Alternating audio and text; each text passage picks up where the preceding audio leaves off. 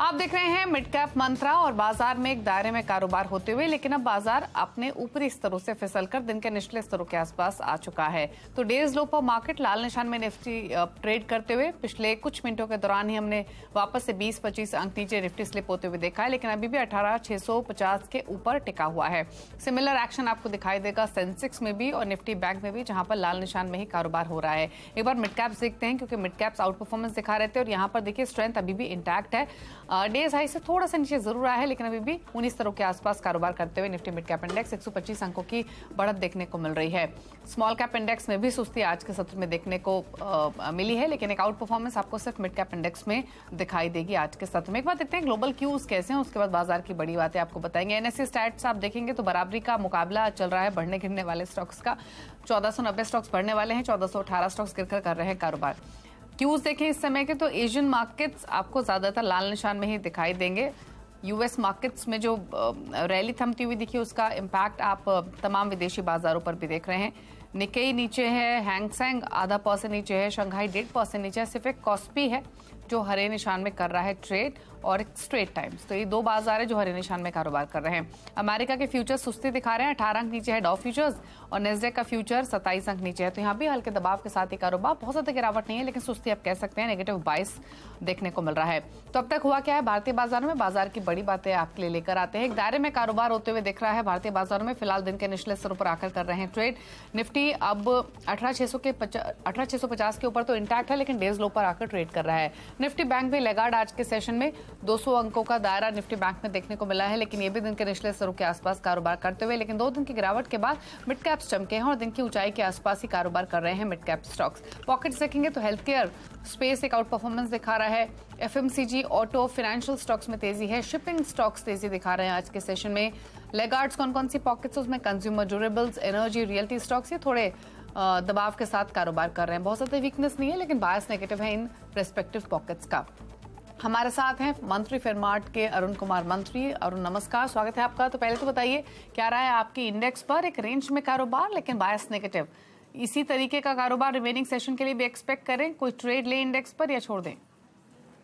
Good afternoon Deepali जी। देखिए overall market अच्छे consolidation में नजर आ रहा है। 18,600 18,630 का जो लेवल है काफी अच्छा सपोर्ट है, जो कि प्रीवियस ब्रेकआउट लेवल्स भी था। अगर आप इंट्राडे चार्ट देखें तो अगर 15 से 20 पॉइंट की और गिरावट आती है 18,630 के पास अगर मार्केट आता है, तो बेहतरीन इंट्राडे अपॉर्चुनिटी रहेगी निफ्टी में लॉन्ग करने के लिए। 18,600 18,630 मुझे नहीं लग रहा है इजीली ये मार्केट नीचे के लेवल्स पे आपको ब्रेक करता हुआ नजर आएगा। थोड़ी वीकनेस और आती है मार्केट में, 630 के पास मार्केट आता है तो वहां पे इंट्राडे निफ्टी में लॉन्ग करके चल सकते हैं। वापस 680 18,700 के लेवल आपको निफ्टी में देखने को मिल सकते हैं। So similar view bank Nifty पे भी है। 43,500 जो लेवल है स्ट्रॉन्ग सपोर्ट जोन अभी भी है। हेवी पुट राइटिंग अभी भी निकल के आ रही है, तो वहां पे भी अगर बैंक निफ्टी आता है तो एक अच्छा इंट्राडे लॉन्ग ट्रेड वहां पे भी बन सकता है। ओके, स्टॉक्स कौन सा आइडेंटिफाई किए हैं आपने अरुण? कोई 2 ट्रेड्स आपकी ओर से? दोनों ही ट्रेड दिग्गज निफ्टी के पार्ट है। पहला जो ट्रेड होगा मारुति में एक अच्छा बेस फॉर्मेशन बन रहा है, 9300 के 9350 के आसपास चल रहा है, तो 9290 का स्टॉप लॉस ला के मारुति को बाई करने की सलाह रहेगी। 9550 का ऊपर में टारगेट रहेगा। और दूसरा स्टॉक होगा टेक महिंद्रा। टेक महिंद्रा अपने एक मेजर रेजिस्टेंस लेवल्स के ऊपर जा चुका है, अच्छे ब्रेकआउट के संकेत ऑलरेडी देखने को मिल रहे हैं। तो 1120-25 के आसपास चल रहा है, तो 1100 के नीचे स्टॉप लॉस लगाएं। 1190 का टेक महिंद्रा में मुझे लग रहा है कल तक टारगेट आ जाए। ओके, तो टेक महिंद्रा एक ट्रेड है जहां पर खरीदारी के पोजीशंस आप इनिशिएट कर सकते हैं। 1124 के लेवल्स फिलहाल देखने को मिल रहे हैं। मारुति सुजुकी दूसरा रिकमेंडेशन जहां पर खरीदारी के पोजीशंस आप इनिशिएट कर सकते हैं। चलिए अब लेकर आते हैं मिड कैप्स का हाल आपकी स्क्रीन पर। इंडेक्स तो आपने देखा एक आउट परफॉर्मेंस दिखा ही रहा है, ऑल्दो डेज हाई से थोड़ा हल्का जरूर हुआ है, लेकिन अभी भी 1/4% से ज्यादा की बढ़त मिड कैप इंडेक्स में देखने को मिल रही है। पॉकेट्स लेकर आते हैं एक एक करके, शुरुआत करेंगे फाइनेंशियल स्पेस के साथ। ऑल्दो आपको बैंक निफ्टी लगातार दिखाई देगा, लेकिन फाइनेंशियल स्पेस में सेलेक्ट पॉकेट्स है जहां पर अच्छी स्ट्रेंथ देखने को मिल रही है। आईसी सिक्योरिटीज तो डीलिस्टिंग की खबरों की वजह से 10% ऊपर है, लेकिन पॉलिसी बाजार 6% ऊपर है। सेंट्रम कैपिटल में 5% का मूव, अरमान फाइनेंशियल सर्विसेज भी 6% की तेजी के साथ कर रहा है ट्रेड। कुछ और पॉकेट्स देखेंगे तो फार्मा लेकर आएंगे। इसके बाद फार्मा में जोरदार रौनक आज के सेशन में। सबसे ज्यादा बढ़ने वाला इंडेक्स आज निफ्टी फार्मा इंडेक्स ही है। लॉरस लैब 3.5% ऊपर, नेटको फार्मा 4.5% ऊपर, मैक्स हेल्थ 3% ऊपर है और बिंदु फार्मा में भी 2.5-3% की बढ़त देखने को मिल रही है। आईटी में 63 मून, सास्किन, कोफोर्ज रेट गेन 2% से लेकर 5% तक के अपमूव्स इस स्पेस में। दिग्गज आईटी स्टॉक्स में बैंक नहीं है, लेकिन मिड कैप आईटी स्टॉक्स अच्छी खरीदारी यहां देखने को मिली है। एफएमसीजी में रौनक, पराग मिल्क अच्छा चला है ये स्टॉक पिछले 2 सेशंस में 11% ऊपर आज भी। इमामी 1.25% ऊपर, कोलगेट 2% ऊपर, टाटा कंज्यूमर में भी 1.5-2% की मजबूती देखने को मिली है। ऑटो एंसिलरी में जहां पर तेजी है आज उसमें स्टील स्ट्रिप व्हील्स 8% ऊपर, टलब्रस ऑटो 4.5% ऊपर, मेनन बियरिंग 3% ऊपर है और आरके फोर्जिंग में 3.5% की तेजी देखने को मिली है। लास्ट एक और पॉकेट जहां पर स्ट्रेंथ है वो है शिपिंग स्पेस के स्टॉक्स। मैसगांव डॉक 7% ऊपर, गार्डन रीच शिप बिल्डर्स 2% ऊपर है, जी शिपिंग में 2.5% का अपमूव और कोचिन शिपयार्ड 2% की तेजी दिखा रहा है। वो सेलेक्ट स्टॉक्स मिड कैप्स में जहां पर प्रेशर है उसमें Bank of India, Schaeffler India ये 2% नीचे ट्रेड कर रहे हैं। फिर अमन एंटरप्राइजेस, टोरेंट पावर में भी 1.5-2% की गिरावट आज के सेशन में देखने को मिल रही है। तो ये वो स्टॉक्स है जहां पर हम थोड़ा प्रेशर देख रहे हैं। लेकिन एफएमसीजी पॉकेट से टाटा कंज्यूमर, इस पर एक राय ले लेते हैं क्योंकि ये स्टॉक लगातार एक्शन में, फोकस में रहा है। एक स्ट्रेंथ हमने देखी, फिर थोड़ी सी प्रॉफिट टेकिंग आई, वापस थोड़ी सी बाइंग देखने को मिल रही है। टाटा कंज्यूमर, अरुण क्या कमेंट्स हैं आपके? देखिए ये स्टॉक काफी बड़ा आउट परफॉर्मर रहा है वैसे तो। अगर ओवरऑल एफएमसीजी का पैक देखें तो टाटा कंज्यूमर पहला स्टॉक था जिसने अपने ब्रेकआउट लेवल्स छुए। तो ये स्टॉक अभी भी बाइंग के रेडार पे रहना चाहिए। 830 का स्टॉप लॉस लगा के अभी भी स्टॉक को बाई करके चल सकते हैं।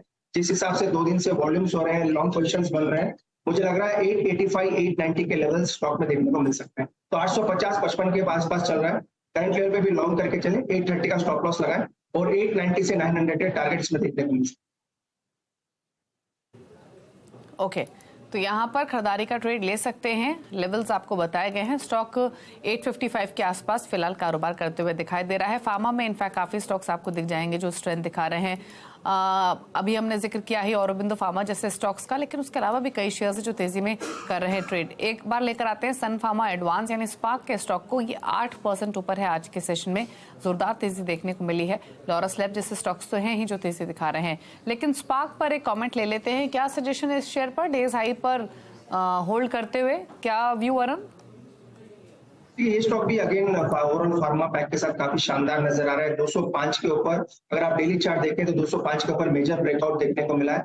ये स्टॉक में मुझे लग रहा है आगे भी मोमेंटम जारी रहना चाहिए। 220 225 तक के लेवल्स स्पार्क में भी देखने को मिल सकते हैं। इस स्टॉक को आप 2 ट्रांच में बाई करके चल सकते हैं, कुछ अभी भी बाई करें। अगर 205 का ब्रेकआउट वापस रीटेस्ट होता है तो वहां पे और ऐड करके चलें।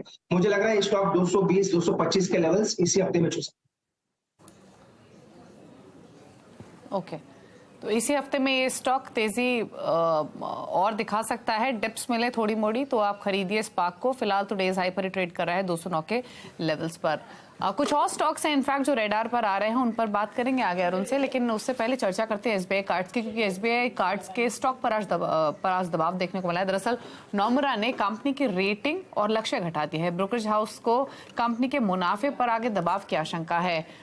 इस रिपोर्ट की पूरी डिटेल्स लेकर हमारे साथ यतिन मोता मौजूद हैं। यतिन, क्या कंसर्न्स हैं नोमुरा के, क्या व्यू है उनका एसबीआई कार्ड्स पर?